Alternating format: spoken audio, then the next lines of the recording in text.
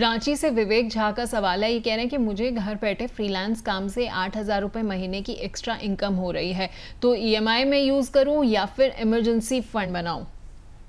देखिए पल्लवी जी, ऐसा है कि financial planning, personal financial planning का एक बेसिक रूल या प्राइम रिक्वायरमेंट है कि आपके पास में आपके जो घर खर्च हैं उसके 6 महीने जितना आपके पास में फंड होना चाहिए। तो अगर आपके पास में अगर इमरजेंसी फंड नहीं है तो पहले आपको इमरजेंसी फंड बनाना चाहिए और इसके बाद में आपको एक्स्ट्रा ईएमआई भरनी चाहिए। नहीं तो अचानक से आपको कोई दूसरी इमरजेंसी आ गई तो वापस एक और पर्सनल लोन लेना पड़ेगा, तो उसकी प्रोसेसिंग फीस लग जाएगी और ज़्यादा ब्याज आपको पेमेंट करना पड़ेगा। तो जो इमरजेंसी फंड है, कंटिजेंसी फंड है, वो first and top most requirement है।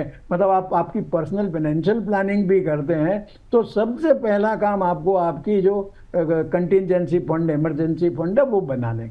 ठीक है, तो आपको इस चीज़ का ख्याल रखना है सारे दर्शकों को कि सबसे पहले आपको अपना इमरजेंसी फ़ंड जो है वो ज़रूर बनाना है।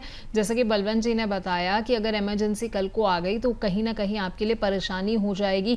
ईएमआई जो है वो आप बाद में भी एक्स्ट्रा चुका सकते हैं, लेकिन उससे पहले इमरजेंसी फ़ंड ज़रूर बनाइए, क्योंकि कहीं ऐसा ना हो कि आप इमरजेंसी फ़ंड ना बनाएं और उसके एवज में क्या हो कि इमरजेंसी आ गई तो बलवंत जी एक लोन एक्स्ट्रा लेना पड़ जाएगा फिर तो।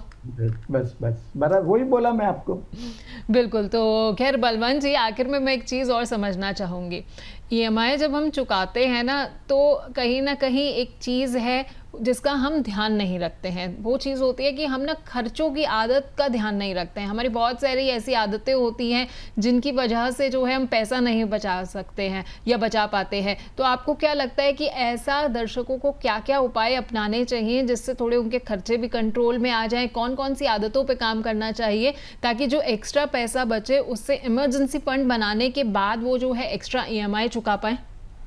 देखिए ऐसा है कि एक इसके लिए सबसे बढ़िया इलाज है कि आप बजटिंग करो। आप बजट करो कि मेरा हर महीने का खर्चा कितना होगा। आप एक पहले महीने में बजट करेंगे, फिर उस खर्चे आते हैं उसको रिव्यू करेंगे तो आपको लगेगा अरे ये खर्चा तो अपन ने कंसिडर ही नहीं किया। तो आपको आपका जो बजट है वो रिफाइन और रिवाइज करना पड़ेगा। तो 2-3 महीने की एक्सरसाइज के बाद में आपको आपका जो बजट है वो एकदम थोड़ा नेक्स्ट टू परफेक्ट हो जाएगा। और फिर आप मॉनिटर करते रहिए कि भाई ये महीने में क्या ज्यादा खर्चा कर दिया अपन ने। तो अगर आप जो टारगेट के सामने परफॉर्मेंस को अगर कंपेयर करेंगे तो ऑटोमेटिकली आपके दिमाग में रहेगा कि नहीं नहीं मेरा बजट डगमगा जाएगा मैं अगर कोई इम्पल्सिव परचेज किया है। तो यह बजटिंग जो है वो एकदम इम्पोर्टेंट और बहुत हेल्पफुल टूल है लोगों के लिए, आपकी कैश फ्लो प्लानिंग करने के लिए।